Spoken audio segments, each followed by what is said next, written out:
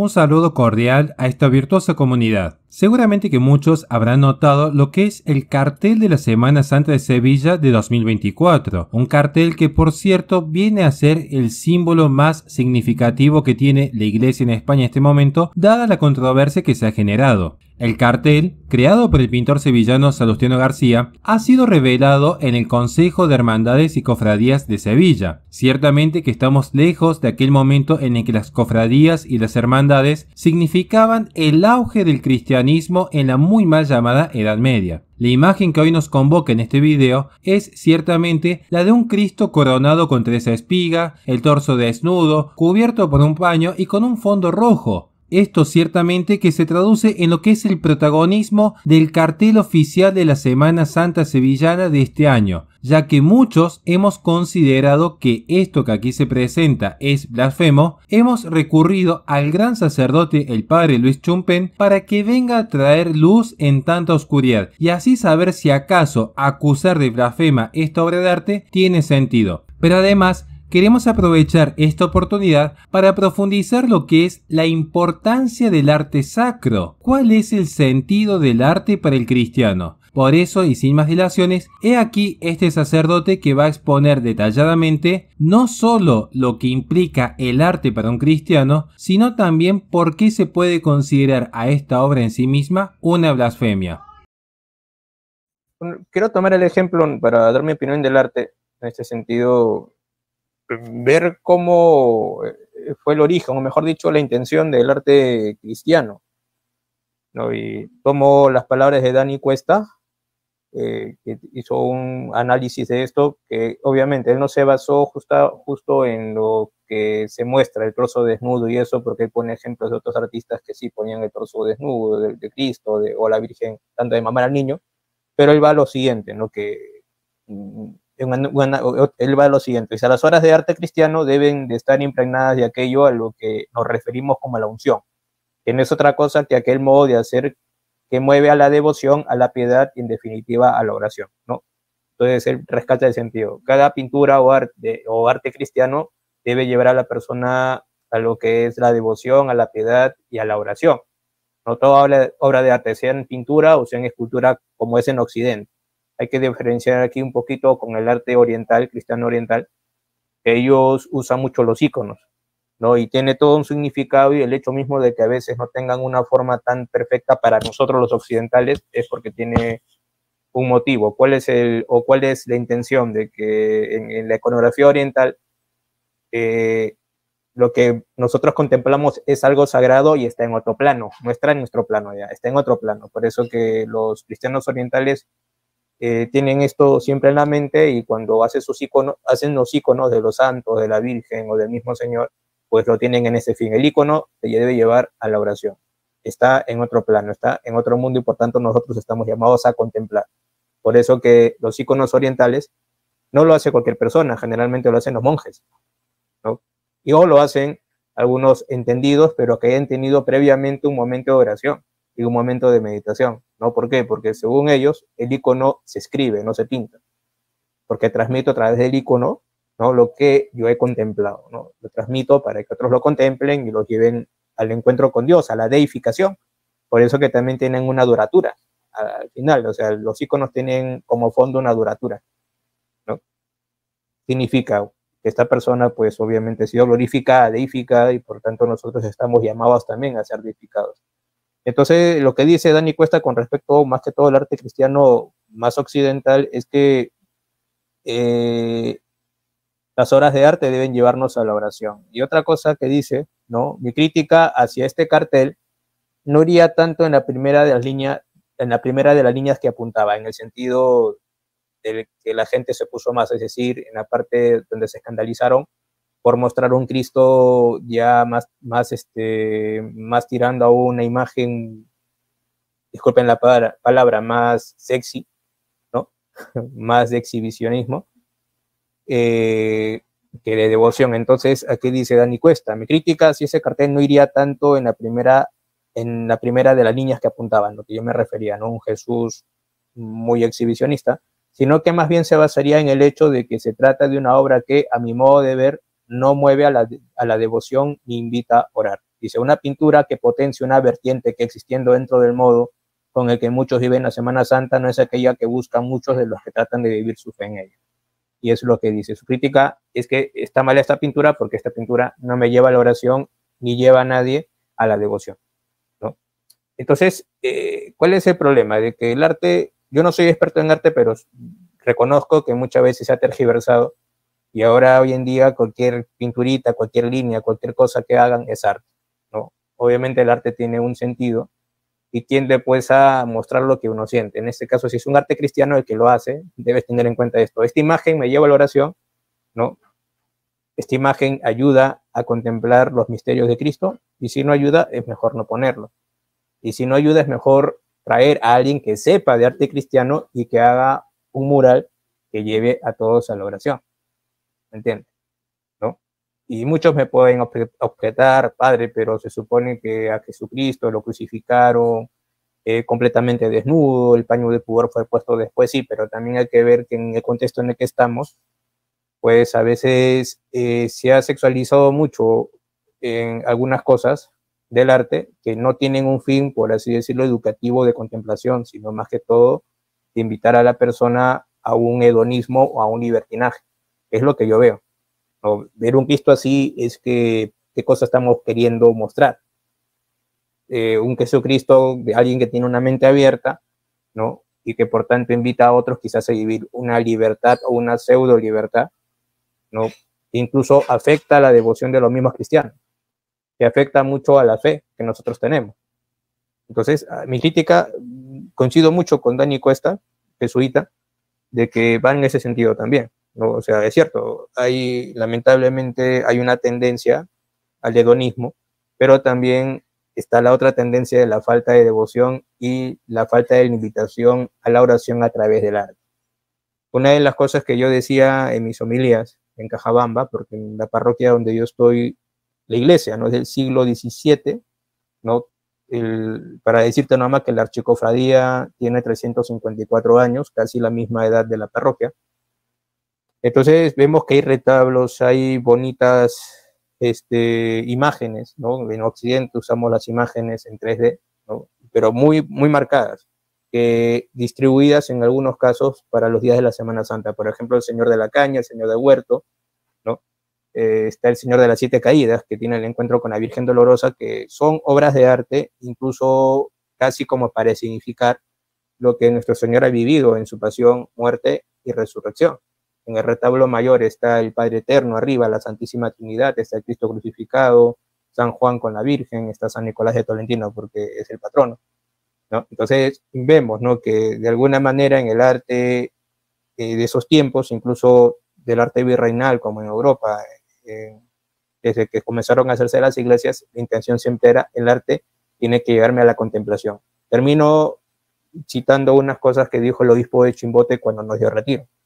En nuestro seminario, en nuestra casa de formación que está en Santo Eulalia de Lima, si uno tiene la gracia de visitarlo, el que fue rector hasta este año, ha mandado a hacer unas pinturas dentro de la iglesia, ¿no?, como también en los pasadizos, y el obispo se quedó impresionado diciendo, cuando yo veo o vengo aquí, o esta vez que he venido a hacer el retiro, me he dado cuenta de que hay un ambiente que favorece a la oración, hay un ambiente que favorece a la contemplación y por tanto estas obras de arte o estas pinturas pues tienen un lugar muy especial aquí en el seminario. Está bien, decía, una de las cosas que debemos tener los cristianos es que debemos buscar ambientes que nos ayuden a vivir nuestra vida cristiana, y un buen ambiente, le decía, es este lugar, ya que también encuentro obras de arte que me llevan a la contemplación y la oración, que es muy necesario. A veces decimos, no, pero ¿para qué gastar tanto en estas pinturas y en lo otro? ¿Por qué poner tanto dinero? ¿Por qué la iglesia mejor esos retablos, por qué mejor no los vende y se los da a los pobres? Les digo, lo que pasa es que nosotros, todo católico, todo cristiano católico, sea oriental o sea occidental o un cristiano ortodoxo, en su mente está de que el arte nos lleva a Dios, el arte nos debe llevar a la oración y a la contemplación, así como en cualquier todo lugar. O sea, si me voy a un palacio de justicia, ¿no?, al Ministerio de Justicia, ¿no?, va a estar todo adornado incluso para dar a entender que donde está es un lugar donde estoy, es un lugar donde se imparte la ley. Entonces voy a encontrar quizás una escultura de la justicia, ¿no? No me acuerdo cómo se llama, con tapada y con la balanza, ¿no? Si me voy a un lugar donde hay psicólogos, van a poner pues la psi, que es una letra griega, ¿no? Que es símbolo de los psicólogos, y voy a encontrar todo adornado de tal manera de que donde vaya me dé cuenta, no, este es un lugar donde hay psicólogos. Un lugar donde hay cristianos, ¿cómo lo identifico? Pues generalmente hay una cruz. Otros tendrán la posibilidad de poner una pintura o un cuadro, ¿no? O sea, cosas que me favorezcan a mí. Y estas cosas favorecen, ¿no? Mi contemplación y mi llegada hacia Dios, ¿no? Eso es lo que puedo acotar. Entonces, obvio, no, yo no estoy de acuerdo con esa pintura, pero yo diría, búsquense a alguien que sepa de arte cristiano y que pueda reflejar, pues, una pintura que pueda llevar a todos a la devoción, ¿no? Ahora, si quiere hacer una pintura no tan devota, bueno, que vea en otro lugar, pero que tenga mucho respeto, porque ahí está la otra parte que tú decías.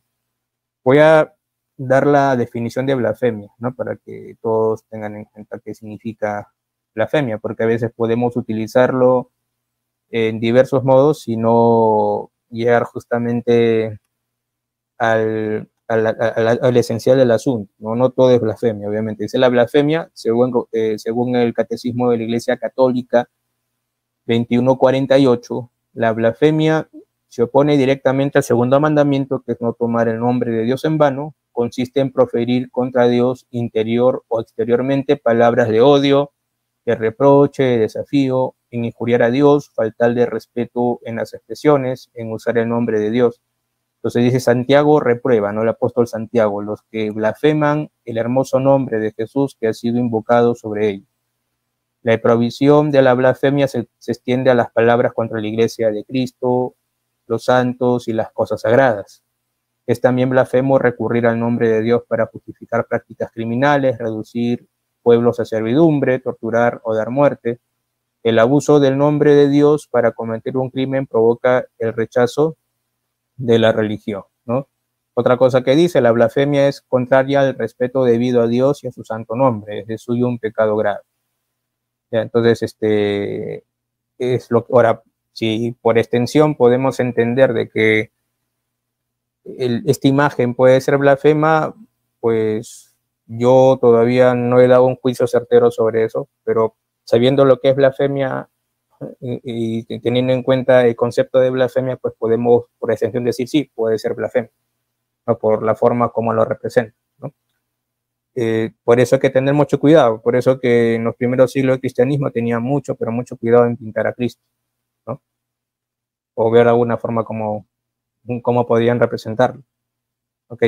Entonces, en eso hay que tener mucho cuidado. Hoy día se ha perdido mucho ese respeto, ¿no? Por las cosas sagradas, lo puedo decir, ¿no? Se ha perdido mucho, pero mucho respeto por las cosas sagradas en Europa de manera muy especial, ¿no? Yo tengo la experiencia de que en un pueblo donde yo estuve, no voy a decir el nombre del pueblo para no crear controversia, y si me escuchan alguna vez mis parroquianos antiguos, pues tampoco entren en vergüenza, pero habían entrado a la ermita a la fuerza, una ermita, ¿no? Siempre en los pueblos españoles generalmente está la ermita a la entrada del pueblo, donde generalmente tienen al santo de devoción o al Cristo. ¿Por qué? Porque allá una de las cosas que me dijo un artista, una restauradora, es que el Cristo de cada pueblo es como la carta fundacional del pueblo.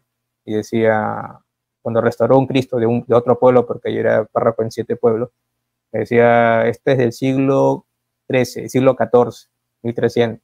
Entonces, este pueblo existe desde el siglo XIV, porque este Cristo es su carta fundacional. Ah, bueno. Y era un Cristo muy bueno, medieval, obviamente, ¿no? Que tenía un color muy peculiar y que obviamente nos daba esa referencia, ¿no? A la devoción a nuestro Señor Jesucristo. No, pero vuelvo a lo de antes, de lo que estaba diciendo, ¿no? Entraron a esa ermita, agarraron una cruz que estaba en el altar, la rompieron, ¿no? Y bueno, obvio que tuvimos que tomar acciones para poder restaurar ese Cristo que habían roto y llamarles la atención a los jóvenes, ¿no? Yo les dije, mire, ustedes deben tener en cuenta que todo acto tiene una consecuencia y lo que han hecho no está bien, ¿no? ¿Te gustaría que en tu casa te haga lo mismo? No, igual, todo lo que en estudio se respete, por más que todas las cosas de Dios, ¿no? Y eso me entró en la mente una cosa, ¿no? ¿Y por qué los padres en muchos de los casos no enseñan a los hijos a respetar estas cosas, ¿no? Entonces nos falta una nueva evangelización, que bueno, es cierto que hay muchas cosas que hablan de la nueva evangelización. Juan Pablo II utilizó esta palabra de nueva evangelización. Ahora se usa la palabra una catequesis o una iglesia más carismática y mistagógica. Claro, también está la otra palabra sinodal, ¿no? Pero debemos centrarnos en que estas nuevas formas de ver la catequesis se centren justamente en recuperar algunas cosas como el sentido de lo sagrado, ¿no? Está bien, sí, hay que volver a los orígenes, hay que volver al primer anuncio, que yo también concuerdo, que eso ayudará a que los mismos jóvenes que acudan a la iniciación cristiana perseveren y sean buenos cristianos, pero también hay que enseñarles a recuperar el sentido de lo sagrado. De tal manera que cuando vayan a un lugar sagrado o vean un arte que es cristiano, lo respeten, ¿no? Y sepan incluso cómo poder rendir reverencia dentro de un lugar sagrado, ¿no? Que es un lugar donde se tiene que hacer silencio, un lugar de encuentro con Dios, un momento donde uno deja lo que está haciendo por un momento y entra al santuario. Ese sentido del santuario, lo que tenían los judíos en tiempo de Jesús, justamente tiene el mismo sentido, el subir al monte. Por eso que las iglesias están en escalinatas, ¿no? ¿Por qué? Porque tienen el sentido de que yo salgo un momento del mundo, me voy a encontrar con Dios y después vuelvo a mis labores normales, ¿no? Es así. Incluso en la misma iglesia, generalmente, bueno, ahora en estructuras modernas ya no tienen esa diferencia, ¿no? Pero antes era así, estaba toda la nave donde están las bancas y luego venían 3 escalinatas o las que se pusieran. ¿Por qué? Porque solamente en esas escalinatas que inicia el presbiterio entra nomás el sacerdote con los ministros celebrantes, incluso los que hacen el servicio como los monaguillos o acólitos instituidos, para poder, ahora, ¿no? Hablo del novus ordo, porque en el vetus ordo, en la misa de forma extraordinaria, pues solamente entran los ministros ordenados, ¿no? Y claro, también algunos ayudantes como los monaguillos también ahí. Ya, entonces, en ambos casos se tiene en cuenta de que eso ahí solamente van los ministros o los que van a ayudar a hacerla, desde el ministro ordenado hasta aquellos que van a ayudar al ministro ordenado con respecto a la celebración de la Santa Misa. O sea, es otro orden, ¿no? Entonces ahí había una diferencia, por ese sentido, ¿no? O sea, el respeto y el sentido de lo sagrado, ¿no? También, no cualquiera podía, ¿no? Tomar la Santa Eucaristía, ¿no? En sus manos, ¿entiendes? ¿No? Entonces, por eso que yo soy muy cuidadoso, ¿no? Cuando vamos a hacer voy a sacar la comunión del sagrario, yo generalmente lo hago yo, ¿no? Prefiero hacerlo yo, ¿no? Muy pocas veces se lo doy a un acólito instituido, porque según la normativa actual se puede, pero prefiero hacerlo yo mismo, ¿no? Porque soy el sacerdote y pues mis manos han sido consagradas justamente para velar por el misterio eucarístico, ¿no?